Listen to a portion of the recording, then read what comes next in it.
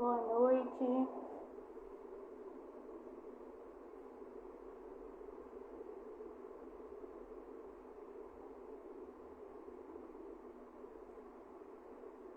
Boa noite. Estamos... Boa noite. Estamos mais uma vez com mais uma live. Esperar o pessoal ir chegando. Esperar o pessoal ir chegando. Boa noite. Estamos mais uma vez. Sejam todos bem-vindos a mais uma live da ZAIS Ensino. Hoje vamos contar com a presença do professor Giovanni. Esperar ele entrar. Solicitar aqui.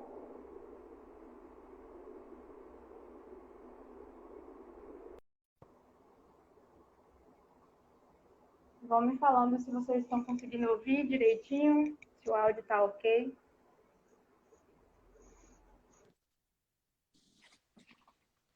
Olá, boa noite, professor. Olá, boa noite. Tá Me ouvindo? escutando direitinho? Sim, sim. Eu também estou te ouvindo. Estou ouvindo bem. Prazer, professor, ter o senhor aqui conosco hoje para essa live. Em nome das AIS, né, ficamos muito honrados pelo seu convite, em aceitar o nosso convite. É um prazer.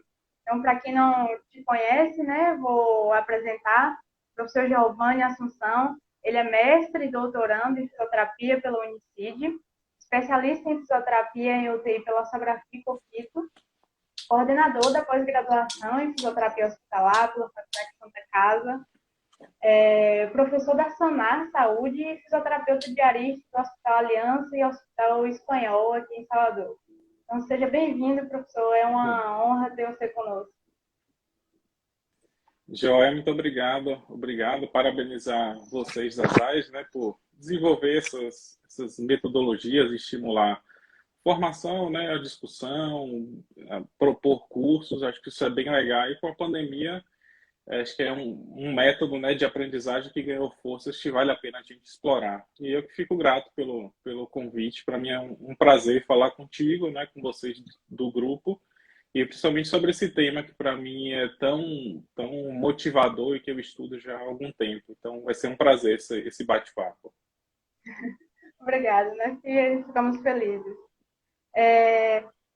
Vamos bater um papo, né? Conversar um pouco sobre a questão das escalas funcionais, né, no ambiente hospitalar, principalmente terapia intensiva.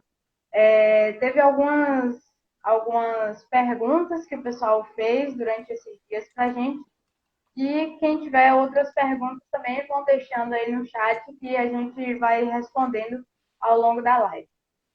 Então, professor, uma Sim, das perfeito. perguntas que fizeram, né, esses dias para a gente nas caixinhas foi em relação a qual a importância de avaliar a capacidade funcional dentro da UTI nos pacientes, né?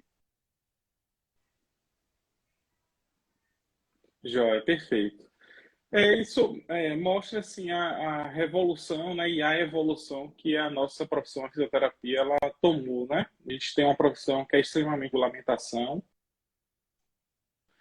E o que acontece? Ela passou por transformações, né? A inserção do fisioterapeuta no ambiente hospitalar e principalmente no ambiente de terapia intensiva, ele foi muito ao redor da atuação do fisioterapeuta respiratório, era que fazia terapia de expansão pulmonar, terapia de higiene brônquica, que já fazia o manuseio, os ajustes da ventilação mecânica, isso lá na década de 80, 90. E a gente viu uma revolução, né? Então, aí tem um estudo da Kate Stiller, né, uma fisioterapeuta australiana clássica, que ela deu um tapa na cara da gente, assim, quando ela foi buscar evidências sobre a atuação do fisioterapeuta, né? Principalmente com foco respiratório, e viu que a gente não tinha evidência, assim, ou as evidências que existiam eram de estudos de péssima qualidade, então nós tínhamos poucos ensaios clínicos, que é o que serve para a gente mostrar que uma intervenção ela é ou não efetiva, né? E nós não tínhamos isso. Então, a partir disso, né, do final da década de 90, início dos anos 2000, a profissão, houve uma revolução na profissão e a gente começou a entender, estudar um pouco mais da parte das sequelas, né, que aquele paciente tem ao internar no UTI, ao ficar entubado, com sedação, com bloqueador neuromuscular. E a partir daí a gente começou a estudar esse órgão, né, que é o músculo, né, que é tão importante para a gente, tanto do esqueleto apendicular quanto o músculo respiratório, porque a gente começou a perceber o impacto, né, dessas limitações, dessa fraqueza, por exemplo, no tempo de desmame da ventilação. Isso atrasava o tempo de ventilação, atrasava o tempo de internamento na UTI, no hospital, e inclusive aumentava a mortalidade. E a gente começou a estudar, né, a pesquisar, e aí aí começaram a brotar os primeiros estudos, né, sobre a famosa mobilização precoce, né? Então começou a surgir diversos protocolos de ensaios clínicos, tudo mais sobre mobilização precoce, só que a gente tinha ainda bons programas de mobilização, boas propostas, mas quando a gente ia para o campo, né, e até os estudos científicos, que quando iam avaliar, iam mensurar os impactos da intervenção da mobilização precoce, nós ainda estávamos utilizando ferramentas adaptadas, tipo a MIF, Bartel, foram ferramentas importantes, ainda são, mas a MIF, por exemplo, que é considerada a mãe de todas as escalas funcionais, ela veio do ambiente ambulatorial e principalmente de avaliação de pacientes neurológicos. Então, assim, é diferente, né? Você aplicar a MIF na ambulatório. Evolução do surgimento dessas escalas funcionais. E aí eu costumo falar nas aulas até que foi um processo de evolução tecnológica. Às vezes, quando a gente fala de evolução tecnológica, pensa assim, em equipamentos super modernos, o robô que faz cirurgia, já tem robô que faz mobilização precoce, aparelhos de eletroestimulação, mas não é só isso. A evolução tecnológica significa mudanças de processos também, né? E um desses processos envolveu a avaliação do fisioterapeuta no ambiente hospitalar, que aí hoje nós já temos ferramentas específicas para o ambiente de UTI e hospital, e dessa forma a gente consegue mensurar e provar que nós somos importantes, que nós temos impactos não só na funcionalidade, né, a gente vai caminhar mais cedo, ele tem alta com menores limitações, esse impacto em custo, se ele fica menos tempo na UTI, ele reduz diária hospitalar, isso para o hospital é muito bom. O paciente tem alta mais cedo, volta a trabalhar, né, volta a inserir adequadamente na sociedade. E aí a gente só consegue identificar isso se a gente mensura, se a gente consegue medir. E a gente só consegue hoje medir com escalas apropriadas. Então, acho que seria essa a importância dessa avaliação funcional atual. Inclusive para poder mostrar, apresentar dados, né? Eu acho que é bem importante essa questão Exatamente. tanto para os gestores, né, dos hospitais, apresentar os dados de quanto que a fisioterapia teve importância, né, no tratamento do paciente ao entrar na UTI ou seja na enfermaria e depois no período de alta dele fazer esse comparativo, né, funcional. Exatamente isso. Antes nós tínhamos, ou até atual, nós ainda temos cenários, né, na qual as coordenações de terapia que fazem a gestão dos serviços, os indicadores da fisioterapia hospitalar ainda são muito voltados a indicadores médicos, né? Tempo de ventilação mecânica, incidência de PAV, taxa de sucesso da ventilação não invasiva. Isso é importante, mas isso não reflete sozinho o impacto e a importância da fisioterapia. Então, hoje você tem distância de caminhada do paciente, você ter quantos pacientes você conseguiu sedestrar, qual a porcentagem de pacientes que você conseguiu deambular. Esses são indicadores específicos da nossa profissão e que a gente tem que perpetuar para que a gente possa cada vez mais mostrar a importância da nossa profissão nesse ambiente, né? Sim, sim. O professor Andressa fez uma pergunta aqui em relação a quais são as escalas mais utilizadas na UTI hoje em dia. As mais comuns, assim, né? A gente Perfeito. sabe que existem várias, Sim. mas quais que são mais comuns, mais utilizadas? É uma pergunta boa, é ao mesmo tempo difícil, assim, porque, como eu falei, a gente vem num processo de amadurecimento, né? Acho que, assim, meio que a cada dia, a cada mês, se você abrir uma publicação, vai ter uma escala nova. Então, acho que já está exagerado até. Então, hoje já tem muitas escalas. Antes nós não tínhamos nenhuma. Hoje nós já temos em excesso, né? Então, assim, é uma pergunta boa, porque nós já temos substratos, nós já temos evidências, diversas publicações com sugestões de escalas, né? Alguns para diferentes perfis. Então, do ponto de vista científico, assim, de evidência científica, nós já temos, assim, eu diria que quase que uma centena de escalas, já próximo de 100, sem nenhuma dúvida. Contando essas escalas mais velhas, MIF, Bartel, Rank e outras escalas. Aí tem essas mais moderninhas que a gente vai falar ainda ao longo da nossa conversa, né? Mas aí a gente tem que sempre entender, né? Não é porque está publicado que eu vou poder ter a capacidade de replicar na minha prática clínica, né? Então, nós temos escalas que eu tenho que ter ferramentas, como as por siglas, né? Tem a CPAX, por exemplo, né? Eu preciso de um dinamômetro de pressão palmar. O dinamômetro Em que todo ela lugar. sugere, ele custa mais de R$ 1.000. Uhum. Eu tenho dinamômetros mais. Nós encontramos no mercado dinamômetros mais baratinhos, né? De 100, R$ 200.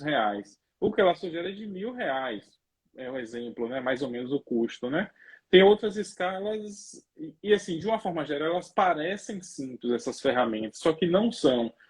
Muitas delas, nós temos sites específicos que você consegue buscar, e elas têm manuais, né, na qual, quando você for aplicar, você tem que fazer a leitura, tudo mais. Como experiência assim, prática, assim, Salvador particularmente, assim, acabou que adotou muito a chamada FSS, né? Então nós temos diversos serviços aqui em Salvador que utilizaram essa escala, né? É, Feliz ter a honra de falar assim que participei lá no Hospital Aliança da implantação dela, né?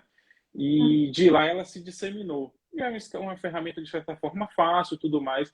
Mas só para você ter noção, depois de um ano que a gente implantou a escala, nós fizemos reunião, né, de orientação, um tutorial, e no dia a dia era tirando dúvida, tudo mais. Depois de um ano de implantação, ainda tinham fisioterapeutas com dúvidas. E é normal, é esperado que isso existe, essa dúvida. Então você pega a escala, lê, parece que ela é simples, mas ela não é tão simples assim. Então, isso acaba que dificulta, em alguns momentos, a sua implantação direta na prática clínica, né? Porque não adianta nada, está publicada, a evidência está lá e ela não está na prática clínica, né? Aí, por exemplo, do ponto de vista prático, assim, e da minha realidade, a FSS é uma escala bem utilizada aqui na cidade de Salvador, especificamente. Aí nós temos a IMS, que também é uma escala também, ela é um pouco mais simples do que a FSS, também vem ganhando um pouco mais de espaço. E aí depende, se às vezes é um hospital que tem programa de pesquisa científica, ele tem ferramentas e escalas específicas, tem um grupo do Roberto Santos, por exemplo, que validou, né, uma escala de avaliação funcional especificamente para pacientes, para uma população de pacientes neurológicos. Isso é bem legal.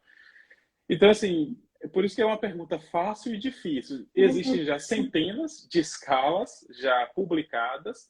Agora, trazer isso para a prática ainda é difícil, porque não basta você pegar a escala, jogar no Google Tradutor, ou às vezes ela já tem a tradução e você pegar e trazer para a prática clínica, ela vai causar mais dificuldade.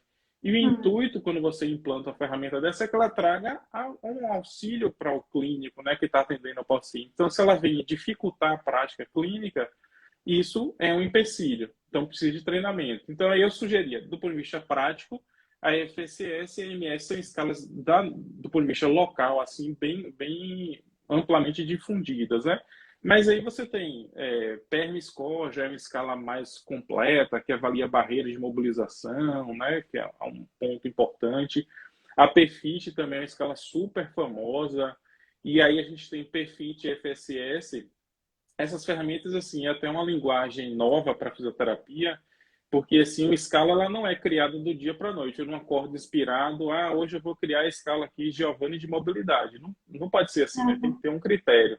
Então, quando a escala ela é criada, ela tem que tem uma metodologia científica, que chama de clinimetria, para fazer a testagem daquela escala. Porque às vezes você tem itens que são repetitivos e está dando a mesma avaliação, e aí isso está só deixando a escala mais densa, mais pesada, né? Então, do ponto de vista desse estudo específico de clinimetria, a FSS e a PFIT, aí o olhar científico agora, são as escalas que eu teria assim, mais segurança para indicar, porque elas já foram amplamente testadas, já foram inclusive traduzidas para o português brasileiro, que é algo que deve ser levado em consideração também. Então, prático, FSS e MS, do ponto de vista científico, PFIT e FSS eu destacaria essa, mas existe centenas de escalas, né? Uhum, sim. O senhor, aproveitando que o senhor comentou em relação à implantação, né, de algumas escalas nos hospitais, como que, pela sua experiência, como que acontece a implantação, a escolha, né, da implantação das Sim, escalas? No caso, um serviço que você chega, né, novo, e as escalas que tem lá, como seria a questão de você propor novas escalas, né? Você perfeito. pensando em escalas que talvez não estejam mais adequadas e como que acontece essa sua proposta, né, ou de qualquer fisioterapeuta, para implantar uma nova escala naquele serviço. Perfeito, excelente pergunta. Esse acho que é o ponto fundamental. Acho que primeiro você tem que entender qual o perfil do paciente que você está lidando. Então, por exemplo, no hospital particular que eu trabalho, a gente tem né, se tratando assim, fora da Covid de 2019 para trás, agora é uma realidade completamente diferente. Antes da pandemia, o hospital que eu trabalhava, ele tinha um perfil de população muito mais cirúrgico. O tempo de internamento, por exemplo, antes da pandemia, era de 4 dias. Tempo de ventilação mecânica de 2 a 3 dias na UTI, entendeu? Então, assim, era aquele paciente que, geralmente com poucas comorbidades, foi para o hospital, fez a cirurgia abdominal, torácica, enfim, ficou entubado por conta da cirurgia, estubou. No mesmo dia que estubou, o fisioterapeuta já está mobilizando, já está tirando do leito, pensando, né, em prevenir essas limitações, né?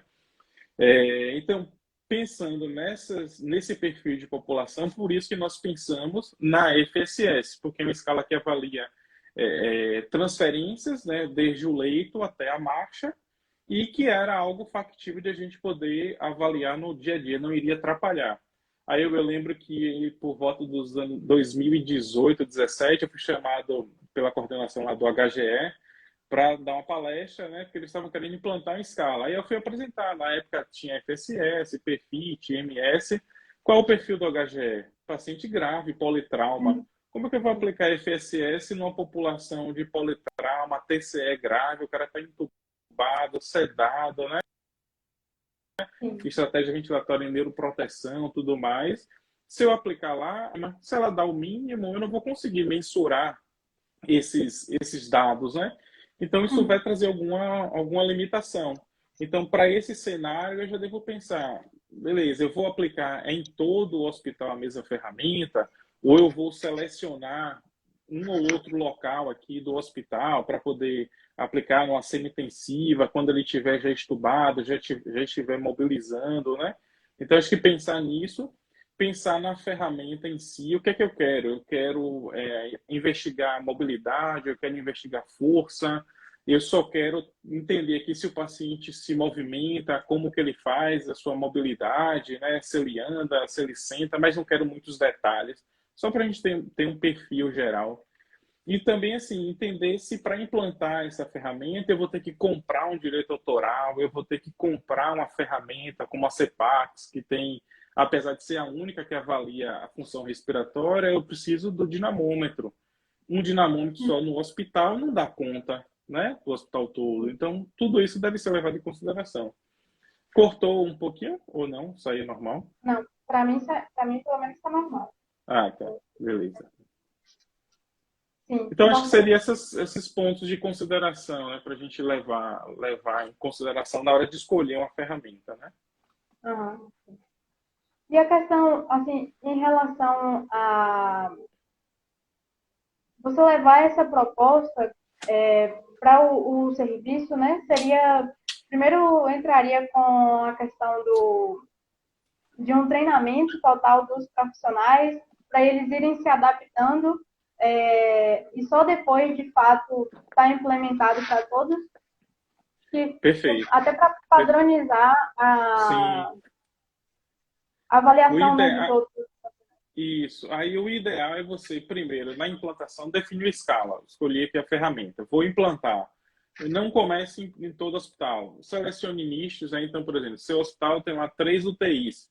Você seleciona um UTI, geralmente começar pela UTI ela é melhor porque a equipe ela é mais fechada, ela é mais coesa, você consegue estar mais de perto ali acompanhando, né, os profissionais, tirando dúvidas. Então você começa por locais específicos, aí implanta, né, faz um piloto de 1 a 2 meses, recolhe as dúvidas diariamente que aquelas pessoas vão tendo da ferramenta e aí você vai expandindo, né? Assim, se a gente for levar à risca, né, tudo que está escrito no artigo científico, a gente teria que ter uma escala para cada perfil de paciente. Então, sei lá, na minha UTI tem lá o paciente que tem uma pneumonia pela COVID e tem o paciente de Parkinson. Eu teria que avaliar o cara com a pneumonia com escala, o de Parkinson com outra. Na prática, isso é inviável, né? E até para a gente mensurar, comparar, é inviável, né? Então, por isso que a gente acaba selecionando aquela escala que abarca um pouco mais de pacientes, mas sabendo que eu não vou conseguir, com a implantação de uma ferramenta, ter essa percepção de uma avaliação adequada de 100% dos pacientes que eu atendo no hospital. Aí você pode tirar uma margem de 30% a 40%, que você vai perder mesmo o dado porque você não conseguiu avaliar, porque você entrou no quarto e não conseguiu atender, o paciente recusou, o paciente teve uma mudança clínica, de manhã ele estava andando, depois ele teve uma mudança clínica, uma sepse e teve que ir para a UTI. Então, tudo isso você tem que entender e ir tirando esses ruídos, esses dados, né, que são perdidos para não comprometer a análise do seu dado mais trabalhado, para que você possa reportar isso para a gestão e para a sua equipe, né? Sim, perfeito. Outra pergunta, professor, que durante essa semana recebemos foi em relação a qual a importância da avaliação funcional de forma precoce, né, na UTI, Perfeito. em termos, não só em termos quantitativos de apresentar para a gestão, mas para o paciente em si. Qual a importância de agir já precocemente, né? Logo na admissão do paciente, fazer a aplicação das escalas e ir acompanhando ao longo do tempo. Sim, sim. Hoje, assim, um paciente que entra no hospital, né, ele é mensurado, né, avaliado do momento que ele entrou na porta da emergência, né, ao momento que ele sai de alta do hospital. E são aplicados diversos scores, diversas ferramentas. Você vê hoje com a Covid, então são aplicadas ferramentas que avaliam, né, sinais vitais e de exames também para detectar alterações precoces. Esse paciente pode ter uma piora devido à tomografia dele que tem uma porcentagem tanta de comprometimento, ele já está usando oxigênio, é melhor ir para UTI. Então, tudo isso, o ambiente de UTI, de hospital, é detecção precoce para evitar que aquele paciente ele agrave e vá para uma condição clínica mais acentuada. Isso vai fazer com que aumente a mortalidade dele. O fisioterapeuta tem que ter esse mesmo olhar. Então, se eu pego um paciente, ou idoso ou jovem, que internou, que está lá com insuficiência respiratória, vou precisar fazer VNI e tudo mais, beleza, naquele momento eu não vou ter condição de pensar em mobilização, de tirar ele do leito, botar para andar, fazer exercício no ciclo, não vou ter condição, pela baixa reserva respiratória, como no caso da Covid, né? Mas se eu avalio ele precocemente, né, já vejo que ele já tem algumas limitações, tem essa baixa, pela baixa reserva respiratória, por exemplo, eu já consigo, e se eu tiver tecnologia associada como eletroestimulação, por exemplo, eu já consigo empregar essas ferramentas precoces e de evitar que ele tenha uma perda tão acentuada. Muitas vezes você não vai conseguir evitar esse declínio de mobilidade, né, que a gente presencia, mas você consegue pelo menos frear esse declínio. E aí, quando esse paciente tiver condição de realizar cinesioterapia ativa resistida, eu vou incrementar o plano de reabilitação dele para que eu possa ganhar força, para que eu possa ganhar massa, para que eu possa ganhar mobilidade e transferência, para que eu possa aumentar a distância percorrida, porque são dados que fazem uma inter-relação com variáveis clínicas. A gente tem um estudo clássico aí, alguns estudos, né, que fazem cruzamento de nível de mobilidade do paciente com mortalidade. Então, aquele cara que ele está tendo alta do hospital hoje, que ele sai com mobilidade limitada por uma fraqueza muscular, aquele paciente ao longo de um ano ele vai morrer mais. Ele morre mais porque ele fica mais tempo parado, né? E isso associa a outros riscos, né? Trombose, infecção, tudo mais. Ele acaba reinternando no hospital, já reinterna em condição mais grave. Então, o ideal é você também, né, ter ferramentas de detecção precoce para poder aplicar a mobilização precoce de forma segura e de forma para frear esse declínio de mobilidade, que é um marcador tão importante para a gente. Né? Outra questão foi em relação a qual a diferença, né, na escolha das escalas que são aplicadas em âmbito de enfermaria, né, mais ambulatorial também, e da parte de UTI. Seria basicamente o quadro clínico desses pacientes, como que o hospital, né, e os fisioterapeutas em si fazem a gestão dessas escalas que vão ser aplicadas em cada setor. É isso, é. É isso que eu falei. Assim, por recomendações, nós temos hospitais de ensino na Austrália, por exemplo, que aplicam em diversos setores daquele mesmo hospital escalas diferentes. Na nossa realidade, né, no Brasil como um todo, em grande parte dos hospitais, a gente não tem condição de fazer isso, né? O olhar do fisioterapeuta no ambiente hospitalar é sempre voltado, né? Eu tenho que entender primeiro qual era a condição funcional desse paciente prévio ao internamento, né? Ele já era um cadeirante, ele andava com andador, ele era completamente independente, né? E isso independe da condição que internou. É um paciente que tem uma doença oncológica, mas ele não vai morrer agora, daqui a uma semana, ele ainda vai ter um tempo de vida, né? Então, o ideal é você focar em entender essa condição prévia dele funcional para devolvê-lo o mais perto possível dessa condição. Ah, Giovanni, o paciente está aqui na UTI, beleza, mas ele não está conseguindo andar 50 metros. Vale a pena manter ele na UTI só para você conseguir progredir essa distância? Depende muito assim da situação. Se você tem um hospital, se você tem equipe que cobre o paciente também numa enfermaria, numa semi-intensiva, né? Quanto mais você tirar essa dependência do paciente daquele ambiente de terapia intensiva, que é um ambiente que traz riscos também ao paciente, melhor. E aí ele vai seguir o seu plano de reabilitação. Então, por isso essa importância também da comunicação entre as equipes, né? A passagem de plantão. E tem que ser um plano horizontal, um plano transversal, né? Para que o paciente tem a comunicação dele das intervenções da UTI para a semi-intensiva e assim para a enfermaria.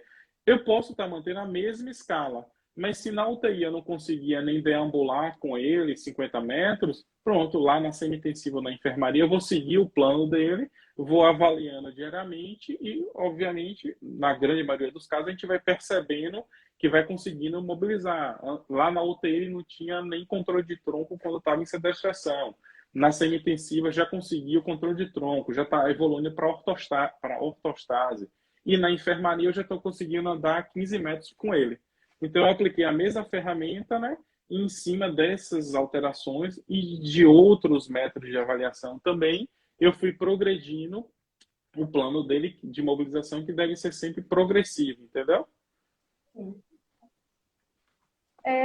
E explica um pouquinho para a gente, assim, para quem ainda não tem muita noção, né, não teve ainda de fato na terapia intensiva, qual a diferença entre as escalas e os testes funcionais?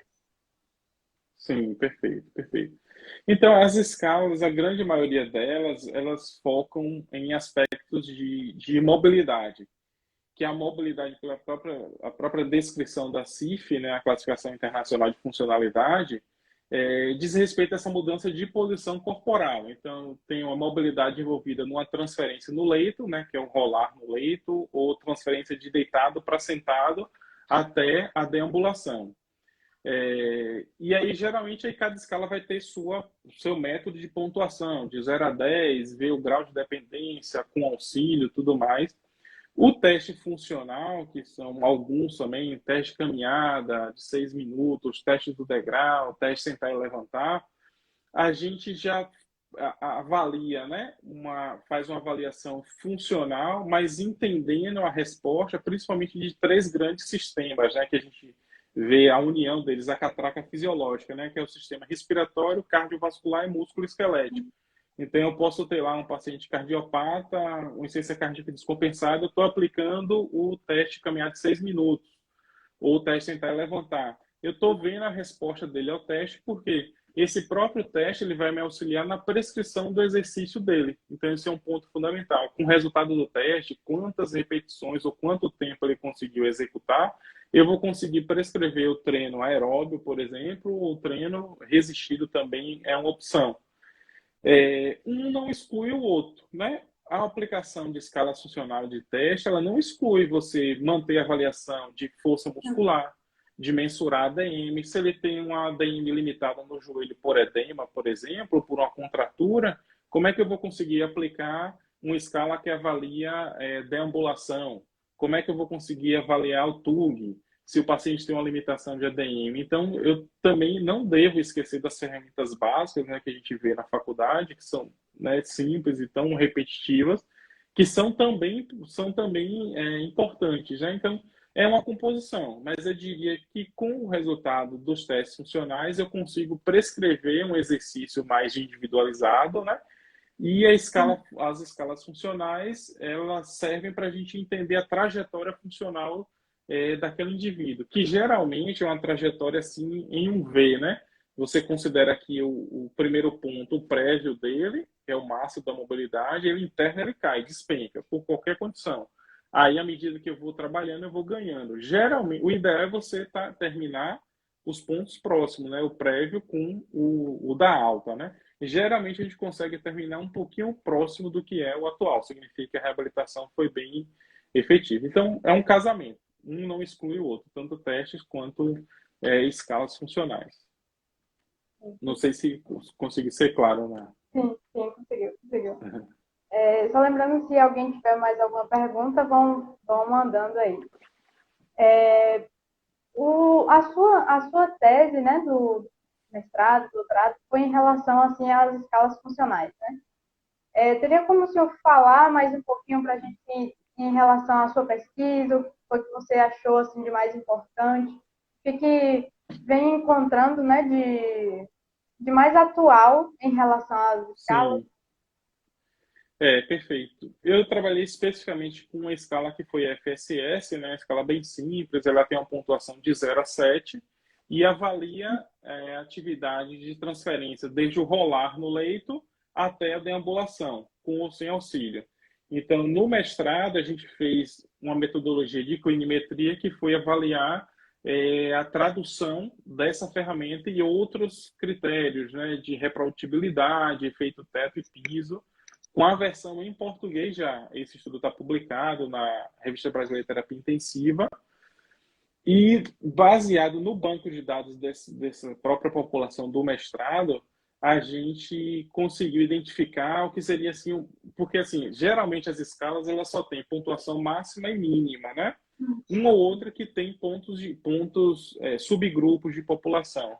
A gente conseguiu identificar a FSS ela é de 0 a 35. 0 é a pior mobilidade e 35 é o melhor, o cara que é independente. A gente conseguiu identificar que com menos de 25 pontos, isso tinha relação inclusive com mortalidade, que era assim até óbvio, né? Aquele cara mais idoso, fica mais tempo na ventilação, tem pior mobilidade, perde mais força, morre mais, isso ainda numa avaliação intra-hospitalar. Esse estudo ele não está publicado, a gente tem trabalhado nele, né, para tentar alguma publicação, mas é um resultado interessante. No doutorado, a gente já fez tentando entender, assim, dividindo mesmo em subgrupos. Então, eu dividi a FSS em 4 subgrupos, né, 4 pontuações diferentes.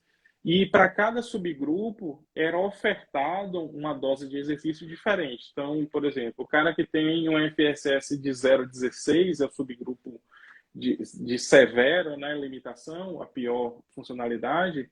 Esse é o cara que tem uma tetraparesia flácida, né, a fraqueza muscular adquirida na UTI. Eu não vou conseguir andar com esse cara, não vou conseguir botar em pé se eu não tiver uma prancha. Então, para esse cara, eu vou precisar de recursos mais passivos, né, como é eletroestimulação, né? Basicamente, cinesioterapia passiva. Aquele cara que vai aumentando o seu FSS, eu já consigo aplicar cinesioterapia ativa, assistida, depois resistida, depois vou incrementando, né? Parece uma coisa óbvia, mas que com a FSS ela não tinha publicação, né? Eu defendi o doutorado em dezembro, então assim, a gente está nos ajustes finais desse paper para tentar a publicação e que eu espero que consiga, né? Então, basicamente, foi esse. A gente fez a tradução lá no mestrado, e aqui a gente já fez uma associação e propôs o desenvolvimento de subgrupos para que o fisioterapeuta consiga enxergar melhor esse fisioterapeuta, esse paciente, né? Às vezes você só tem a nota, qual é a FSS do leito 7, 28, qual é do leito 6 a 18. Isso, às vezes, a gente não tem a noção real de como que esse paciente está perdendo, né? Então, às vezes, dividir em subgrupos ajuda a servir como um alerta para a gente incrementar na mobilização, né? Sim, perfeito. Vamos esperar essa publicação aí, com certeza vai ser muito boa. Eu acho que é bem importante a gente falar em relação às escalas, principalmente porque muitas vezes a gente fica um pouco perdido né, no início da graduação e tudo mais, em relação a querer saber todas, claro que é bem importante, Isso. mas também o mais importante é saber o que é usado naquele serviço que você está trabalhando, né, para poder realmente se adequar e fazer a aplicação correta, não é? Exatamente, exatamente. Assim, isso reflete, assim, a própria evolução da formação. Eu, por exemplo, concluí minha graduação em 2010. Em 2010, eu não tive nenhum acesso à escala de avaliação funcional. Nenhum. No ambiente hospitalar, não vi. Na minha formação, zero, nenhuma. Hoje ainda tem alunos que se formam que não têm acesso, com certeza. Mas isso vem melhorando. Então, assim, a aproximação do aluno dessas ferramentas, já desde a graduação, com certeza é algo muito importante, porque muitas vezes ele só vai ter acesso a isso na pós-graduação ou já no trabalho. Ele entrou no hospital e lá utiliza a escala PEFIT. Ele vai procurar como e passa o manual daquela ferramenta. Então, assim, isso é uma realidade que tem mudado aos poucos. Assim, felizmente, na Bahia, né, eu conheço assim, muitos professores de disciplinas de graduação dessa área de fisioterapia em UTI e muitos já trazem essas escalas desde a graduação. Então, isso é muito bom. Você já pega o aluno que sabe um pouco mais. E isso vem sido cada vez mais cobrado em concurso público, em prova de residência, em prova de títulos especialistas. Então, assim, é uma realidade que a gente deve se apropriar, não só para a prática, mas também para a nossa própria formação. Porque, com certeza, em algum momento você vai ter contato, algum questionamento sobre escala funcional. Ou já diretamente com o paciente, o que não seria tão legal, ou numa prova que você vai fazer, numa prova no concurso de uma prefeitura, prova do Estado, prova de especialista, com certeza, a última vez de especialista que teve questão sobre avaliação funcional. Então, a gente tem que se apropriar disso, porque é uma realidade cada vez mais próxima da gente, né? Sim, verdade. E o importante, assim, é ter noção, né, de que essas escalas vão refletir tanto no tratamento, né, que você vai oferecer para o paciente, como nos resultados. Exatamente, exatamente. E uma outra questão, professor, é em relação, assim, tem muitas escalas que a gente percebe que são bem subjetivas, né? Então, Isso. qual é a sua percepção em relação a essa questão? Porque algumas escalas que vai ter realmente uma diferença entre um avaliador e outro, né? É algo subjetivo em relação ao MRC, por exemplo. Às vezes, Isso. uma pessoa que avaliou de uma forma, que encontrou lá um grau 3, 4, o outro talvez não faça a mesma avaliação. Então, qual a sua percepção em relação a essas escalas que tem o quantitativo, mas a gente sabe que tem uma questão subjetiva também, não é do avaliador? Tem, sem dúvida tem, né? Como eu falei, essas escalas mais novinhas, né, FSS, PFIT, IMS, na origem delas, elas têm manuais, né, de orientação. Então, assim, a FSS, por exemplo, o manual dela tem 7 páginas. Então, você vê que não é simples. E mesmo assim, com essa descrição aprofundada, se você pegar e for aplicar ela na prática, você vai ter momentos de paciente, né, que você vai ter dúvida. Poxa, eu fiquei em dúvida agora. É 7 a pontuação, é 6, é 5? Essa dúvida, ela existe. Por isso que eu falei que a gente vem melhorando as nossas evidências, porque principalmente as escalas não são criadas de uma simples inspiração, né? Tem toda uma metodologia, né? Que é a metodologia da clinimetria, né? Que te orienta, tem um manual específico, você tem que seguir tudo aquilo, quantos pacientes você tem que recrutar, quais são as formas de avaliação daquela ferramenta, e avalia os avaliadores, né? O mesmo avaliador diferente, para que você tenha segurança. Então, por isso, como eu trouxe no início, né? Do ponto de vista dessa avaliação de clinimetria, hoje, o que a gente tem à disposição dessas escalas de avaliação funcional, a FSS e a PERFIT são, sem dúvida nenhuma, as mais seguras, porque já foi testada, primeiro, a tradução delas para o português, já foi feita a comparação entre avaliadores diferentes e intra o mesmo avaliador. Se eu aplicar a escala aqui com o paciente do leito 1, voltar daqui a 2 horas e aplicar, eu mesmo posso ter dúvida. Efeito TET-PIS e outros quesitos específicos. Então, isso já foi testado e mostrou assim, que o viés de erro ele existe, ele não é 100% infalível. Ele existe essa margem de erro, né, para qualquer quesito desse, mas elas são as mais seguras, assim, é que a gente tem um volume de publicação muito grande. E aí elas extrapolaram. Além desses pontos de clinimetria, você já tem a aplicação dela com avaliação de desfecho funcional após a aplicação de intervenções de mobilização. Então, são realmente as escalas mais seguras, FSS e PERFIT. Então, é uma nomenclatura que a gente tem que se apropriar de clinimetria. O pessoal de neurologia e de ortopedia, eles já têm uma familiaridade melhor, porque as ferramentas para escala de dor, por exemplo, já são ferramentas super testadas, amplamente testadas, né, bem comum essa linguagem. Para a gente da terapia intensiva, do ambiente hospitalar, ainda é uma linguagem nova, tem muita gente que não conhece, né? Perfeito. Professor, ninguém mandou mais nenhuma pergunta, então, assim, foi um prazer, né?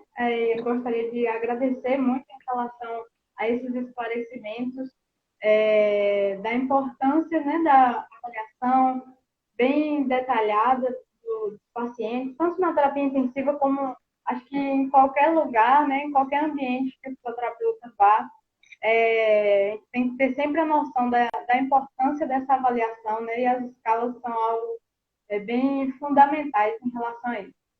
Então, eu gostaria de É isso. agradecer imensamente a sua participação em nome do Grupo ZAIS. Dizer que estamos honrados de ter uma pessoa tão importante aqui conosco, dividindo Não. tanto conhecimento.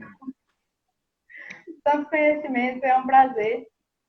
E estamos aqui. Joia, eu fico muito feliz, honrado pelo convite. Assim, o que acontece, né? Como a gente tem um tempinho, então vamos lá. Assim, eu falei muito desses aspectos, né? A avaliação funcional é importante para a fisioterapia, né? Para o paciente, tudo isso é super relevante, né? Assim, basicamente todas essas escalas mais recentes, dos anos 2000 para cá, elas foram criadas com base na CIF, né? Que é a Classificação Internacional de Funcionalidade, né? Então, se a gente pegar, tanto é que elas são muito parecidas, né? E por que eu estou falando isso? Porque, assim, até do ponto de vista de nível de reembolso, né, do plano de saúde, ou se eu estou fazendo um pagamento, um atendimento que é particular, né? Ou até para provar mesmo para o meu gestor ali do hospital que a fisioterapia ela dá um retorno financeiro para aquele hospital.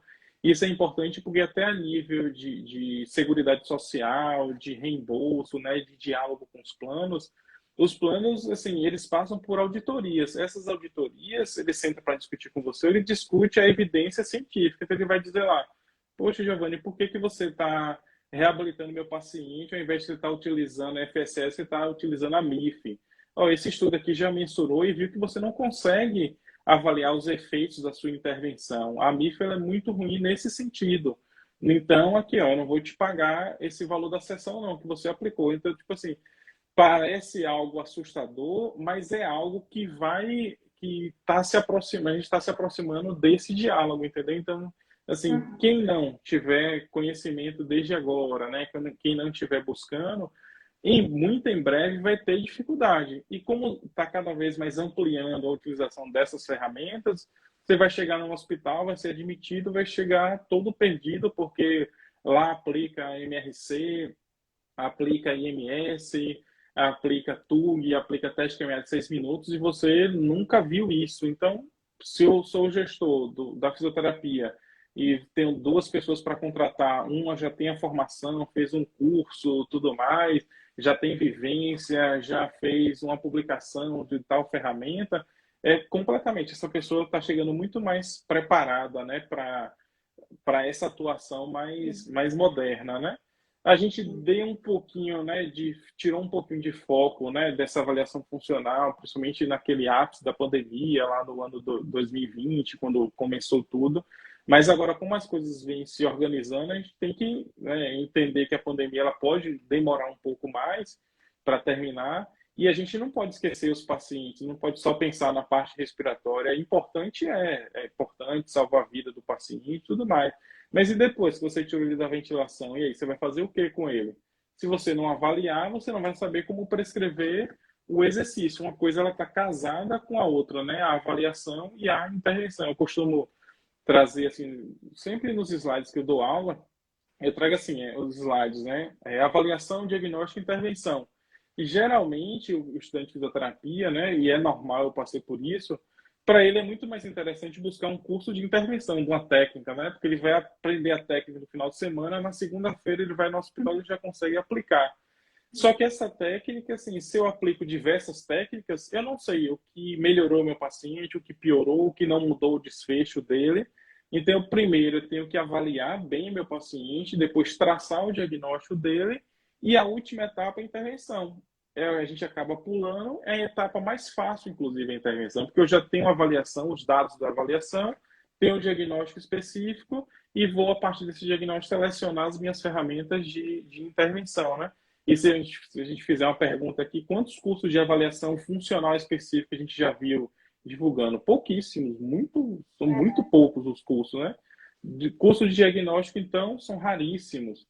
Agora, cursos de intervenção, mobilização precoce, isso é bom, mas se não tiver atrelado no programa desses cursos, né, avaliação, diagnóstico, isso vai criar uma confusão na cabeça do aluno, principalmente se for um recém-formado, um aluno que está ainda na graduação, e ele não vai conseguir fazer esse casamento. Então, assim, existe um cenário, existe um campo ainda aprofundado para a gente, tanto do ponto de vista prático, né, para a gente poder inserir essas ferramentas no dia a dia do fisioterapeuta, quanto do ponto de vista de evidência científica. Então, assim, até para quem pensa em pesquisa, tem muita coisa interessante para você pesquisar, associar, né? Eu acho que, como eu falei, né? Acho que já tem muita escala. Acho que a gente deveria dar uma pausa agora em criar novas escalas e pensar nas que existem, o que é que está faltando dessa para tentar trabalhar, ajustar, para que isso se torne mais fácil. Senão, todo dia vai ficar uma escala sendo lançada, só pegando, corrigindo um pedacinho daquela outra original, e isso cria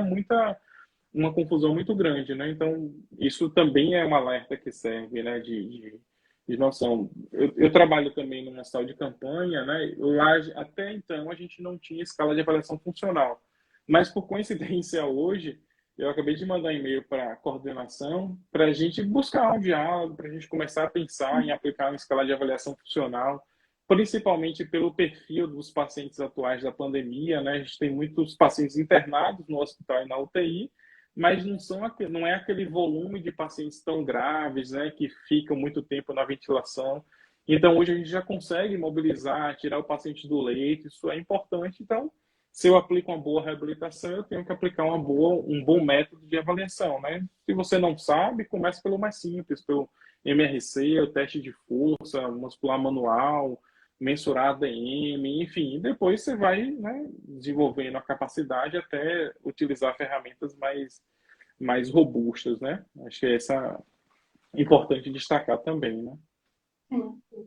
inclusive em relação a apresentar os dados não só para os gestores, mas para os próprios pacientes, né? Em relação, se você só faz a intervenção e não tem uma forma de quantificar e de mostrar para ele que ele iniciou com a pontuação 1, por exemplo, de uma escala, e que Isso. está saindo do tratamento ali com uma pontuação muito maior, tem essa importância em relação a você apresentar para o seu próprio paciente, né? Não só para os gestores.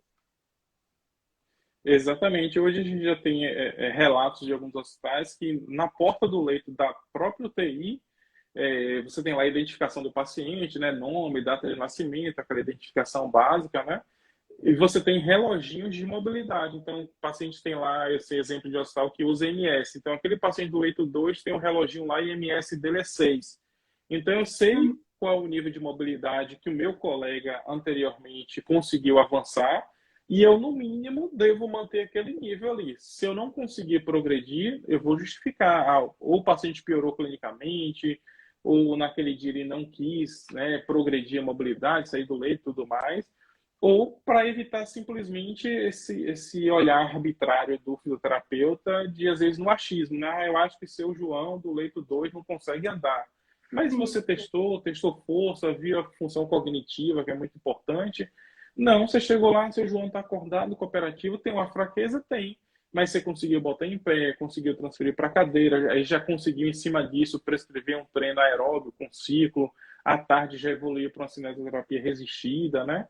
Então já fica, você já tem experiências, né, relatos de hospitais que tem esses reloginhos, e aí tanto o paciente, quanto a família, quanto toda a equipe fica ciente do grau de mobilidade daquele paciente e aí cria uma interação, favorece com que a equipe de enfermagem te auxilie na mobilização, porque tem acesso, tem catéteres, isso às vezes pode ser alguma barreira, né? Então, se o paciente, se a equipe sabe que aquele paciente já está andando, mesmo que seja com apoio unilateral, todo mundo vai se empenhar para manter o nível de mobilidade do seu João do leito 2. Isso já é uma realidade, né? E é uma intervenção de baixíssimo custo, fazer um reloginho, imprimir, para que todo mundo saiba, né?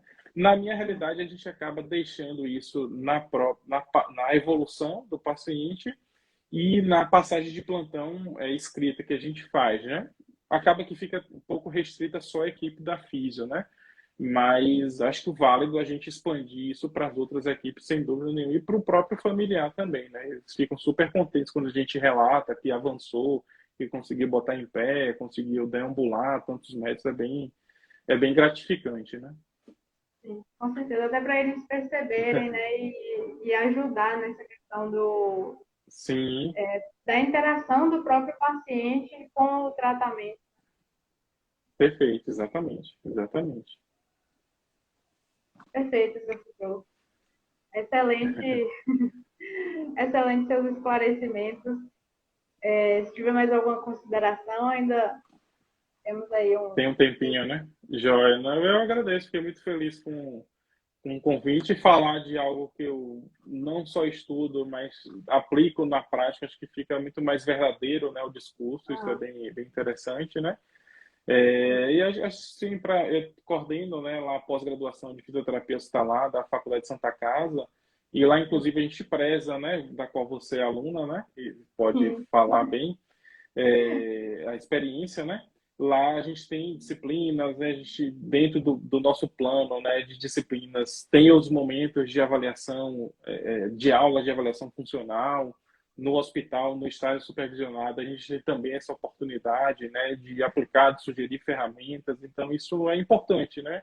A gente se sente útil, né, que está contribuindo com a formação de novos fisioterapeutas, como você, isso é bem gratificante, né? E aí, só frisar que a gente está agora com as inscrições abertas para a quarta turma da pós-graduação, com proposta de início agora em março de 2022.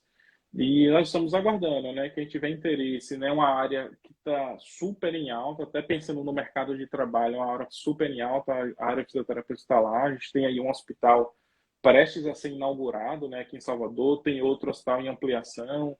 Os hospitais que estão já abertos estão em ampliação de leitos, né, por conta da demanda da Covid. Então, assim, a demanda por fisioterapeutas, a gente pensou que a pandemia fosse durar alguns meses, já tem mais de 2 anos de pandemia, e a perspectiva é que essa demanda por fisioterapeutas especializados, né, nessa área, ela continue crescendo, né? Então, é essa proposta lá da pós-graduação da Faculdade de Santa Casa, e que a gente, com todo cuidado, né, criou o plano de ensino, né, escolheu, temos o privilégio de ter um Hospital Santa Isabel à nossa disposição como estágio supervisionado, e preparamos com todo cuidado, né? Estamos aí com as inscrições abertas. Vale o lembrete que as inscrições estão com promoção até o dia 5/2. Então, corre aí, aproveita quem tem interesse para se especializar, para buscar as oportunidades do mercado que já estão aí batendo na porta, né? Sim, com certeza. Eu, como aluna lá, né, da pós, da casa, tenho, assim, a experiência de dizer o quanto tem sido enriquecedor, né? Tanto a grade dos professores, como os temas, né, as aulas, até onde eu já cursei, está trazendo uma experiência muito enriquecedora para mim, com certeza aprendizados cada vez maiores, né? E esperando aí ansiosamente pela parte do estágio, que vai começar em breve. Tenho certeza que vai ser da melhor qualidade também, como vem sendo todas as aulas, todos os módulos, com todos os cuidados que vocês têm tido com nós alunos, né? É um prazer mesmo falar. Já é. Muito obrigado, Bruna, pelo convite, né? Eu estou sempre à disposição, tratar de outro, bater um papo sobre outros assuntos, mas foi bem importante, né? Esse convite para tratar de um assunto que eu gosto, que eu já estudo há algum tempo, e disseminar, né? Despertar essa vontade de estudar, aprofundar a avaliação funcional no ambiente hospitalar, acho que é bem importante. Era algo que a gente pensava num futuro, mas que já é uma realidade, tanto serviços públicos quanto serviços privados. Com certeza. Eu queria lembrar, né, ao pessoal que quem não conseguiu, de repente, acompanhar a live no início, a gente está transformando as lives em um podcast lá no Spotify, então só pode ouvir quantas vezes quiser para poder tirar todas as dúvidas novamente. E em breve, né, agora em fevereiro, vamos estar lançando um e-book de ventilação mecânica, um guia assim bem descomplicado para poder tirar as dúvidas, ser uma coisa bem de um acesso mesmo, né? Para poder descomplicar mesmo aquilo que a gente tem como um bicho de sete cabeças, principalmente para quem se forma logo e fica naquela coisa da ventilação mecânica, que é realmente algo que é difícil e a gente precisa estar constantemente se atualizando, estudando e que nunca para, né, professor? Verdade, não, com certeza. Agora é um caminho, a área da saúde, e a Covid nos mostrou isso, né? Quem estava defasado, quem estava desatualizado, teve que voltar atrás e estudar, porque sem dúvida nenhuma foram diversos conceitos, né, que foram surgindo, que foram modificando, então é sempre importante. A área da saúde e hospital, sem dúvida nenhuma, o estudo ele é constante. Sim. E só lembrar o pessoal que agora em fevereiro que a gente vai lançar o e-book, os 10 primeiros vão ter aí uma, uma coisinha especial que a gente ainda vai divulgar, mas é para o pessoal ficar bem atento, porque vai ser bem interessante, bem bacana mesmo.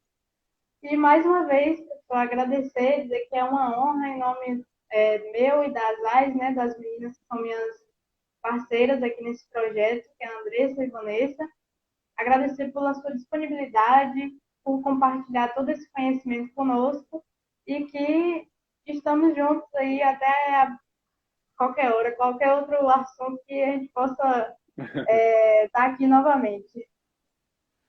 Com certeza, estou à disposição, e parabenizar pela inovação e proposta, né, de trazer um conteúdo, né, de qualidade, né? Eu que agradeço, estou sempre à disposição, e parabéns aí pela empresa, desejo muito sucesso. Obrigada, professor. Então, a todos que estão presentes na live, eu agradeço, boa noite a todos e até a próxima. Tchau, tchau. Valeu, boa noite. Tchau, tchau.